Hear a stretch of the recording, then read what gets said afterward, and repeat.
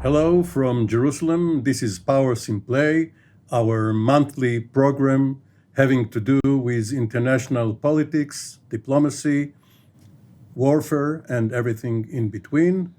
And this time, of course, over everything we talk about is the Russia-Ukraine war. And our question will be, does war have a future? Now with the general condemnation of what Vladimir Putin has been doing since late February. Is there a just war? Are there means which can justify war? And our panel today has two newcomers, General Gershon Cohen, Major General Reserve, formerly a corps commander in the Israeli Defense Forces and the head of the National Defense College. Welcome. Great, thank you. And Eran Etzion, a former diplomat and among other duties, the deputy head of the National Security Council, now National Security Staff. Eran, welcome. Thank you. Thanks for having me. And as usual, retired ambassador and former deputy foreign minister Danny Ayalon, welcome. And Reserve Colonel Reuven Ben-Shalom, welcome too. Gershon Cohen, you have made your career in the profession of arms, but if one were to believe at least the Western attitudes, which were pronounced ever since Putin ordered his troops to invade Ukraine, this could be the last war on earth, could it? It will not be the last, not because we are expecting the human being to engage wars all the time, but we are not, at least me, not believing in the possibility of human being to really bring the promise of paradise in our own reality. But I'm not only interested in the huge question whether war at all is still possible or not. I'm really interested also in the question of how we are building forces. And what the Russians exemplified is that they are building forces in the same way that we are building cities. It means the old neighborhoods are part of the new neighborhoods, and they are interwoven between themselves, level upon level, and acting together in the Western military organizations. In a way, they just made the concept that all the weapons are obsolete, and they actually destroyed them. So we have here two approaches, two philosophical approaches, not only to the main question whether war is possible, but also whether old weapons are still a part of the whole system. Eran, when leaders such as Putin resort to war, does that mean that diplomacy, including deterrence, has failed? To a certain extent, yes. But as Clausewitz said, it's a continuum and not a dichotomy. However, I think in this case, what we are witnessing in historical terms is something very different from what we have seen before. in many respects, and probably will elaborate further. But perhaps the first thing I would note is the over global reach of this war compared to any other war that we have seen in decades, maybe hundreds of years.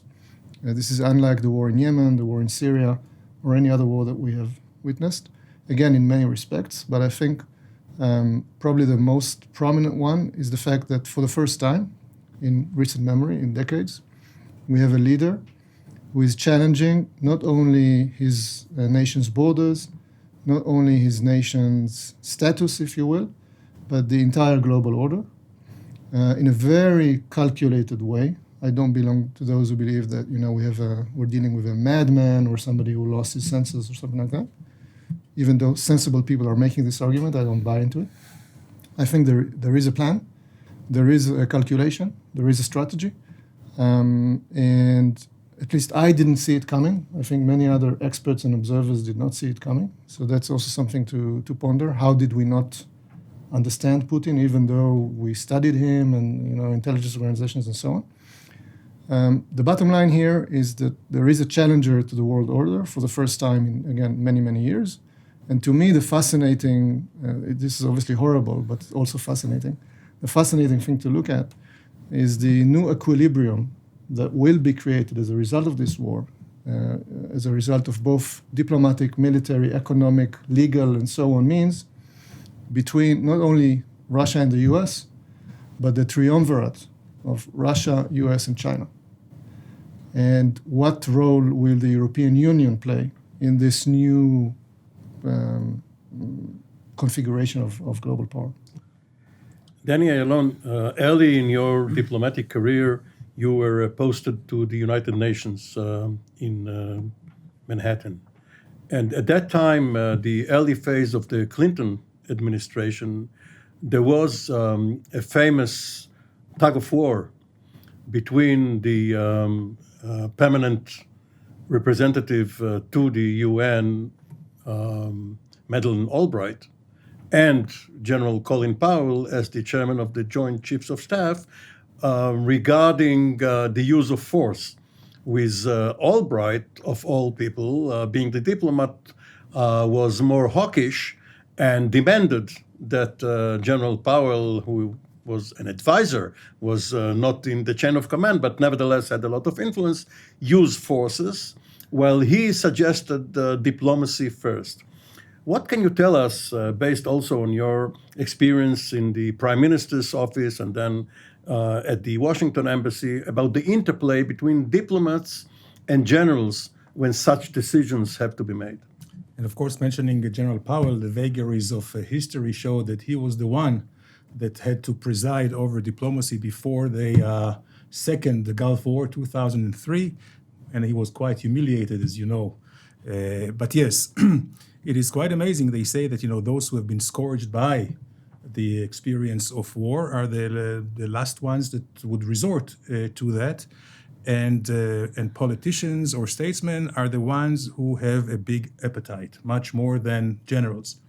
And to that, I would like to say, Amir, you asked whether the time or the era of war is over. I don't think so, because the fundamentals, and the fundamentals are the human nature, which can also be reflected on countries' nature, and the lack of resources, limited resources. So as long as you have this competition, as long as you have this ego and ethos, I do not see the end of wars, unless maybe in Mr. Zuckerberg's world of the metaverse, only maybe only in virtual world there may not be wars. But I'm afraid we have not seen the last of it yet. Reuven, what we have been witnessed so far, or most of what we have witnessed, was the civilian population being hit, refugees or displaced persons, and the damage to cities. We haven't seen a lot, if at all, from the battlefield itself.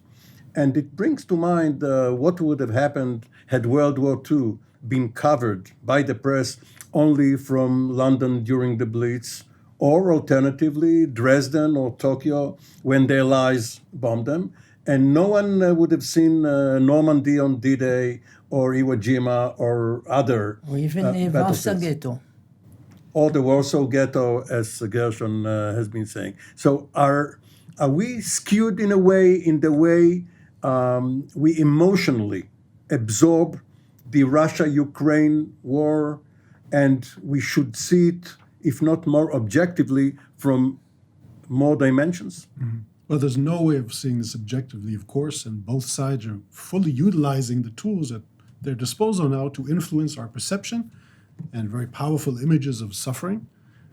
Some even are skeptical to the images that they see before their eyes, even though we can't forget that there are people on the ground and reporters and even in Israel, family and friends, that we know what's going on. Yet it's still very strange that in 2022, with all these capabilities, with cell phones in hand and TikTok, still the battlefield isn't that clear to us. The human dimension is portrayed quite realistically because people are both reporters and the people themselves, so we see what's going on. The battlefield, not too much, which is very strange. And I think maybe this side of the table here, the military professionals, will look at the military aspects of this in wonderment, in puzzlement, because the Russian military is performing in a way that maybe I at least would not expect. I expected something totally different from them. So I myself am not sure if this is because the way it's portrayed in the media, that there isn't coverage, that it's being suppressed, or that the Russians themselves miscalculated and overstepped and maybe underestimated the Ukrainians, which is why they just have these long convoys of burnt vehicles over the road. So bottom line for me, it's one thing to understand the complexities and the interests that lead to it, but even complexity to understand reality on the ground as we speak. Gershon, the other major event being played out along, even though secondary to the Ukraine crisis, is the JCPOA being revived, the Iran nuclear deal. And part of the reason the Iranians agreed to the deal in the first place, in the interim deal in 2013, and then the deal itself 2 years later, was the so-called credible military threat, along with the sanctions. But if war is out of bounds, can there be a credible military threat? Can a nation go to war or brandish the weapon if it is not legitimate anymore?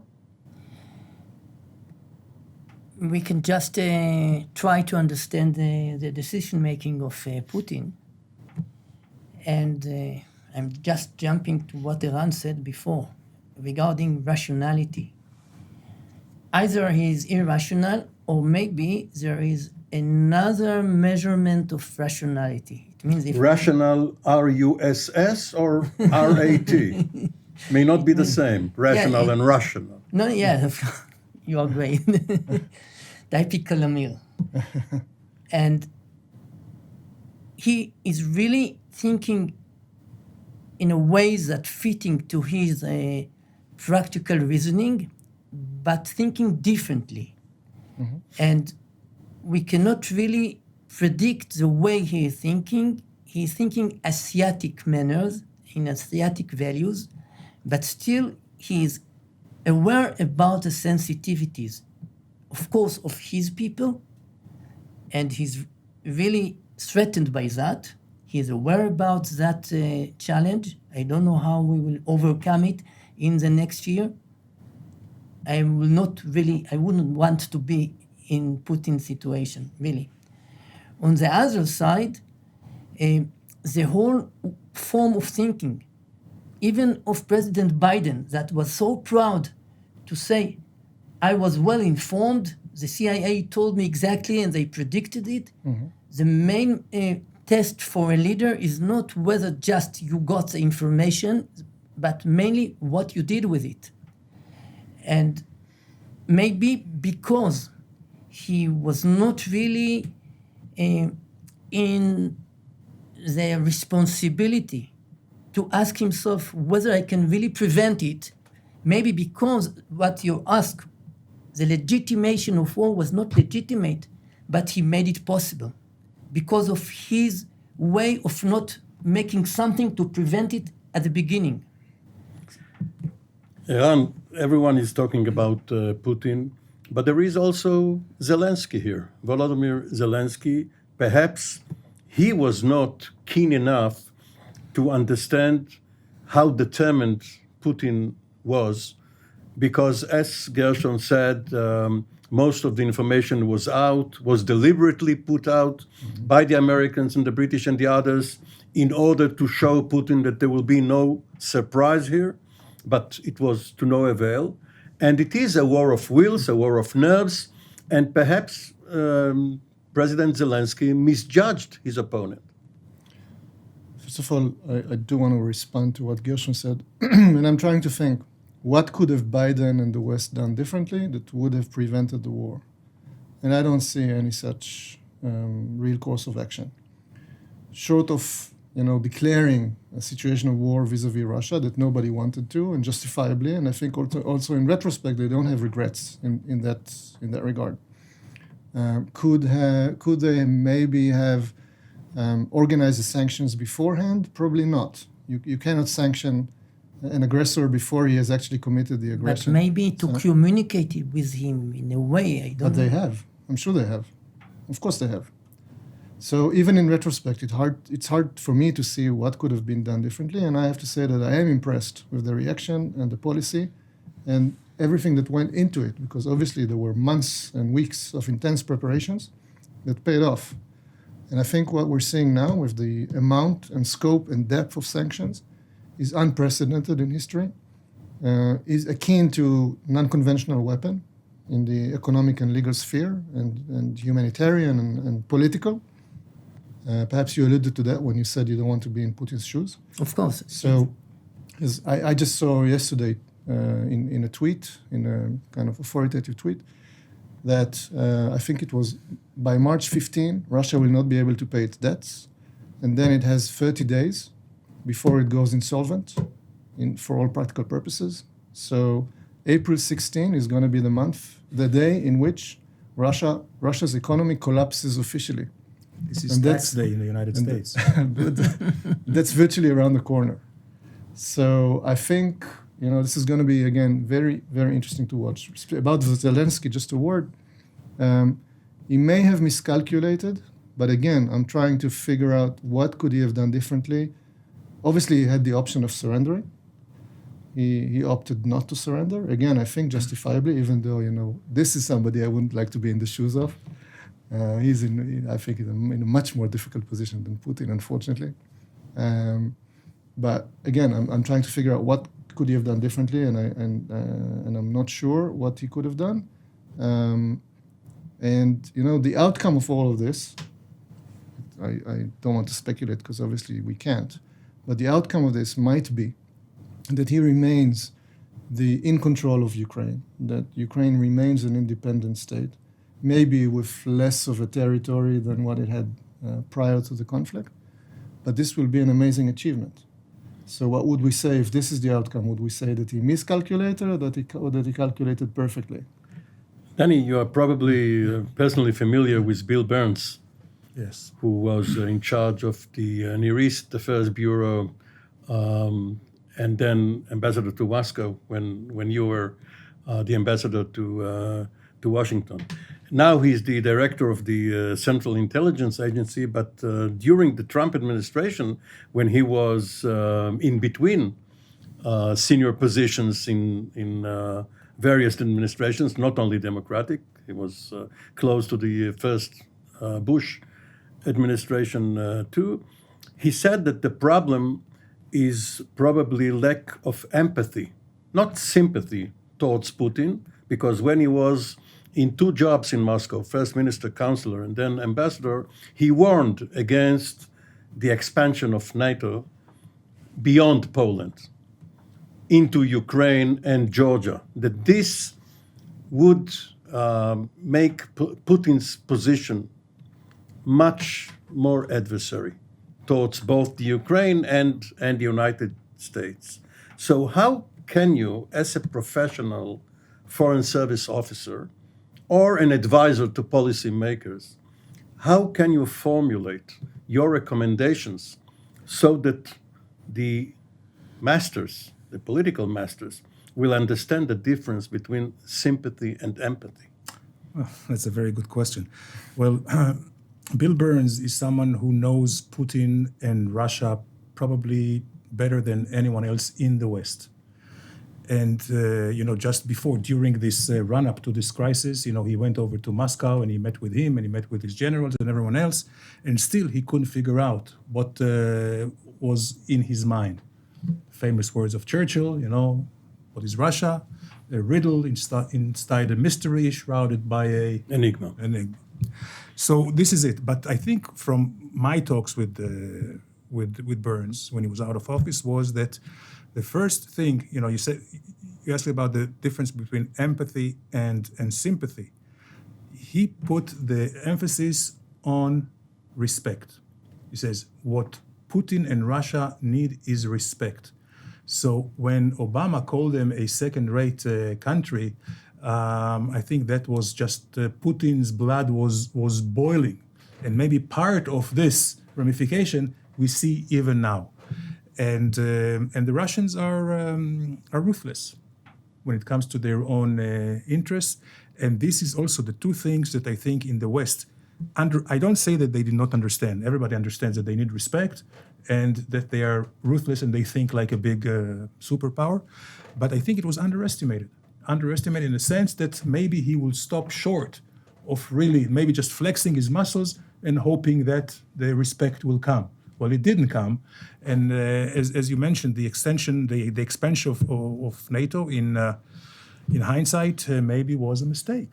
Maybe it was a mistake because really, who was threatening the alliance, the Northern Alliance, the Northern Atlantic Alliance, after the breakup of the Well, it's the other way around. The alliance was underemployed and perhaps bored, looked for some action either out of area in Afghanistan or elsewhere, or to expand, because that's how organizations keep growing. Otherwise, if you're not going backward.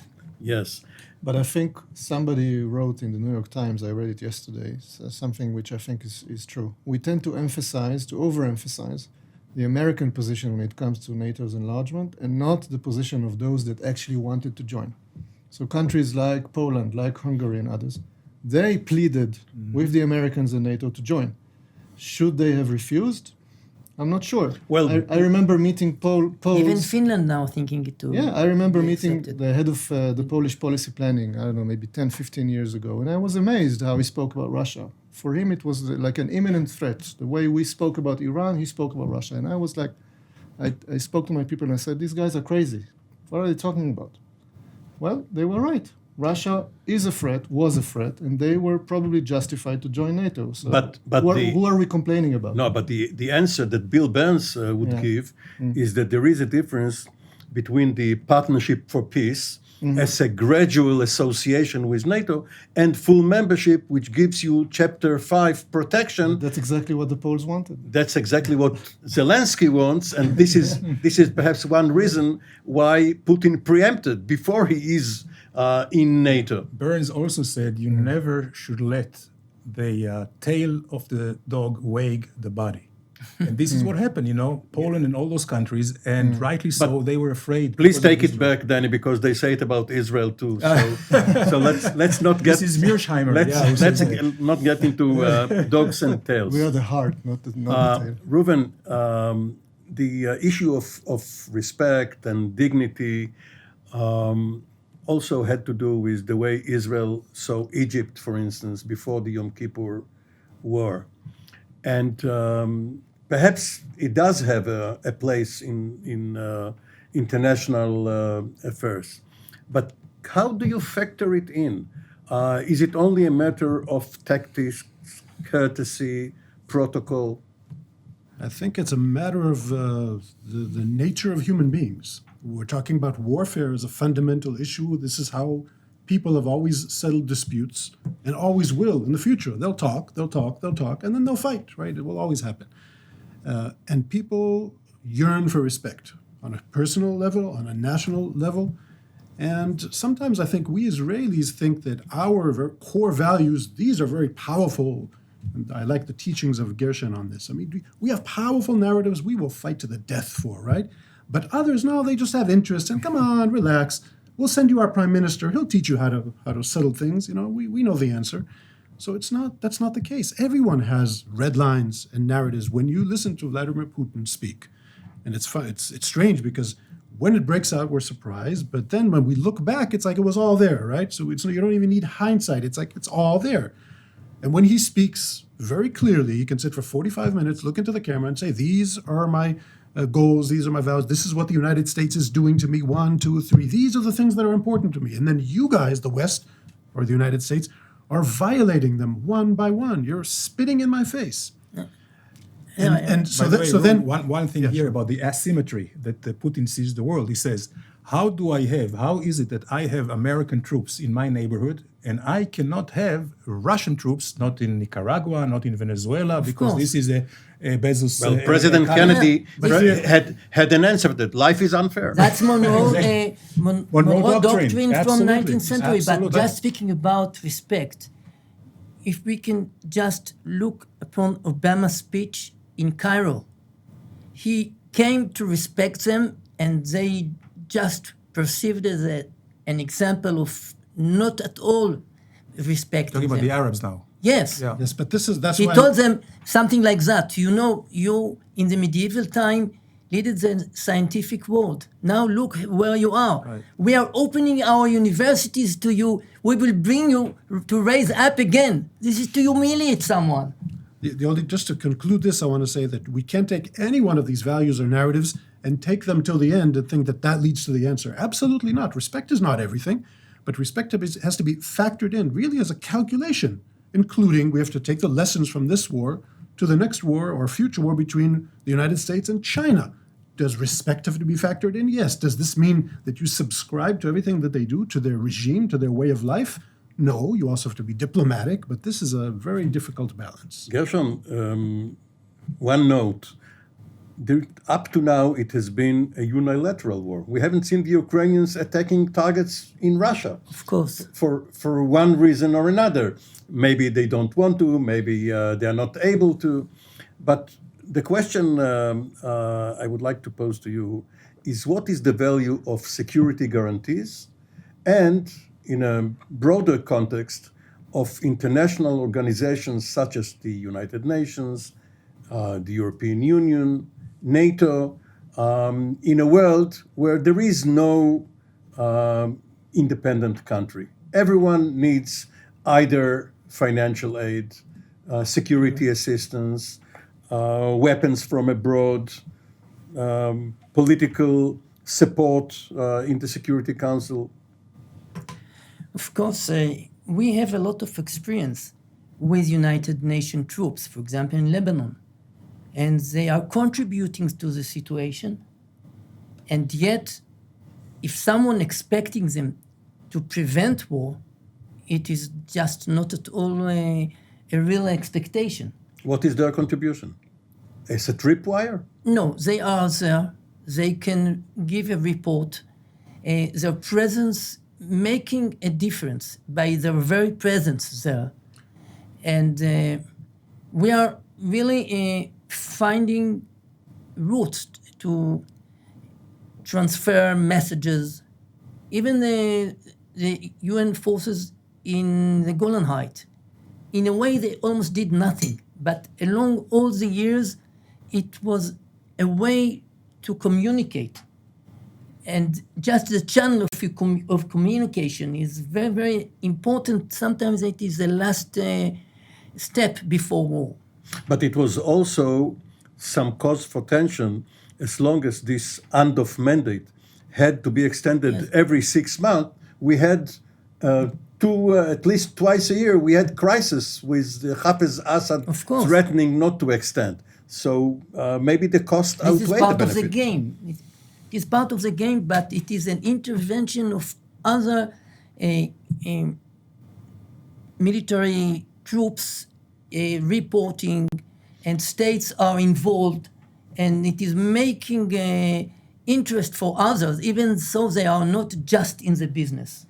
Eran, had you been back with the national security staff now, and of course Israel has a coalition government, the prime minister is only first among equals, sometimes even less than that. He has to balance his views with the other parties, with the foreign minister, the minister of defense, and others.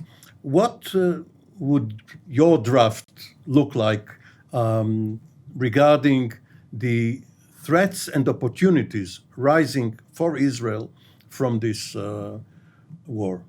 We don't have enough time. By bullets. Succinctly, I would say the following. Number one, we need to absolutely, affirmatively, unequivocally align with the US and the European Union in the present and looking towards the future, which obviously is not what the government is doing. This would have been my first recommendation and the first overall major strategic lesson from everything that we have seen so far. Because the world has now been resplit into essentially two blocks, roughly speaking. Obviously, it's not a complete repetition of the Cold War, but it's similar. China's role is still kind of in question here. Is China benefiting from the tug of war between the two by and others? large, yes. And I think this has a lot to do with Putin's actual calculation to the extent that I can try and understand it. I think for him, it's a preemptive war before China shapes the world order without him, in historical terms. So he wanted, in a sense, to up his value in the system, to demonstrate to the Chinese that, they need him. And I think he so far did that, but with a much more considerable price than probably both of those actors imagined. And this is still ongoing, so we'll see. But back to Israel, number one lesson is to align with the US and the West as quickly and as deeply as possible, contrary to what the government is doing. Number two, revisit the relation between Israel's national security and international security and international order, something that we have been very weak in terms of thinking about or doing anything about since the inception of the country. And I think the major lesson for us and for all countries from this conflict is going to be, we cannot do it alone. Standing alone is too risky. Yes, of course, we need to have our own capabilities and all that, but it must be within a much tighter and more robust framework of both regional and international alliances that should cut across military, economic, cultural, moral, and so on domains, which again is something that I remember discussions back in the 90s, in the heydays of the peace process, where everybody thought, we're marching very quickly towards the end of the Israeli-Palestinian conflict, and we were drafting memos about Israel joining NATO and Israel joining the EU and Israel joining a regional alliance and so on. Together we got offers like that in Germany, in Berlin. Yes, yes. And I think all of them should be revisited under the new circumstances with a positive eye, not a negative eye, like so many in Israel are quick to conclude.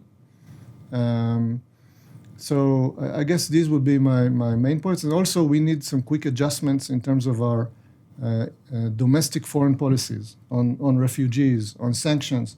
These are issues on which we are sadly behind, and we're already paying a price, and we'll pay more and more prices. So we need to very quickly up our game and be in at least in line with the US and the West in terms of applying sanctions, even if it runs against some of our more minor interests, for example, on the issue of Russian oligarchs, Russian monies, and all of that. So there's no time to lose, and I would sign it urgently for immediate application. And then it would go into the file or the wastebasket. Reuven, you define your work as being in the cross-cultural dimension. But is there also a cross-generational issue here, with Putin being almost 70 years old, coming this October, and of course steeped in the history of World War II in Russia, which was devastating in the entire Soviet Union at that time, including the Ukraine, but looking from a Russian perspective, and Zelensky representing the younger generation, none of whose members have seen war. And perhaps it is a clash of generations, not only of national narratives. I could easily explain why yes and why no. I think we can always see this, but in young Israel, we still carry on our backs thousands of years of history. You can have a young leader, but still you understand the depth of history and our culture and the national narratives. And I think they play out here in what we see. And I think also you cannot fight the current war without having the understanding of history. By the way, most of us today, looking at the news, of course, naturally aligning, I hope, with the suffering of Ukraine, the atrocities or some of the things that the Russian military is doing under the leadership of Putin. But when we look at this now, we can't always judge it in that framework. We can't judge it in that frame of mind. So I always preached that if we had women leaders, we won't have wars. So certainly a human factor comes into it, but it's not only just a matter of a young generation. Even if we'd have a 30-year-old young leader at the helm in Russia, he would have to have, or she would have to have, the historic perspective, the understanding of how things unfolded, what happened in 2014 in Ukraine. Alexander the Great was barely 30 years old. And remember when Putin now he throws out these things like denazification of Ukraine. What is that? No, Simple propaganda? No, he has some interesting roots that he latches on and he and didn't uses them. understand the young generation in Ukraine. And if I'm myself looking upon the young generation, even in Israelis, settlers in Judea and Samaria, they are far away from me, and they are absolutely with deep empathy with a free world, with the values of the free world. And Putin was really not only underestimating that, he failed absolutely in understanding the power of this young generation. But any place that you have a leader too long in office, that's catastrophe. Anywhere, in democracies, in places like Russia and China, too long in office, bad. Danny, when you look at the arc of history, does it seem as if the Americans are gradually out and the Russians and the Chinese are in? I'm not sure. Objectively, the American capabilities in all spheres, technologically, strategically, and you name it, economically for sure, is bigger than Russia, and I would dare say Russia and China together. But we know that might or power or perception of power is not just capabilities, but it's also the will and the determination to use it. The United States has lost the will, certainly in this decade, after wars in Iraq twice, in Afghanistan, and you can go even back to Vietnam. And in between, when you alluded to the differences between Albright and Powell in Yugoslavia and all that. But again, it's Churchill, all these cliches that the United States is doing the right thing after actually making all the mistakes in between. It's much easier to start a war in a dictatorship. It's one man's decision, no checks and balances, no biting press and all that. In a democracy, you cannot start a war, but I think in the long run, it is easier to end a war and to finish a war because it takes a time to mobilize a society. And the more inequities, the more war crimes the Americans will see, let's say, if, God forbid, in Europe, they will come together and they will throw their weight around. So if I have to bet, this is not the end of American hegemony. We are not even in the midst of it. Eran, a word about intra-European politics. Within the EU, Germany and France have been co-leaders for a long time, especially since Brexit. Is there going to be a change in that following the Russia-Ukraine war once it ends? I think there's going to be a major consolidation within the EU. I don't think there's going to be a change in the leadership, but everything else changes. And it's really amazing to watch the way that Germany overnight turned decades of security and foreign policy, upped its military budget by, I think, 100 billion euros. And it's just amazing to watch. And not even under Merkel. Yeah. Denmark also now kind of immediately relieving any kind of barriers to security cooperation. Sweden, Finland wanting to join NATO. So everything in the EU now is in flux. And I think they're going to be one of the major benefactors from this conflict. They're going to be much stronger, much more cohesive, acting in a much more impactful way on the global stage. And this is going to be one of the major unintended consequences of Putin's. That's very interesting regarding anti-militaristic indoctrination in Western cultural young generations. Yeah. Maybe that will also take a turn. I think it will. In the 30 seconds or so we still have, as a professional military man, still in the reserves. You are never really retired in Israel, especially not you, Gershon. In the Israeli military, what is going to be the lesson, as far as we know right now, regarding the balance between standoff weaponry, mostly Air Force, and the ground forces whom we are seeing? It is Invaded, but have progressed very slowly. It is a huge debate, and of course, the ground forces commander got a kind of confirmation that he needs more support for his programs. Actually, we got another impressive lesson from the struggle carried by the civilians, because part of questions regarding the capabilities of even reservist soldiers was the fact that they are not really in daily life dedicated to the military service. So we really got a great lesson from the Ukrainian people, and actually we need it. General Gershon Cohen, Colonel Reuven Ben-Shalom, Eran Etzion, Ayalon, thank you very much, and we will be back next month for another edition.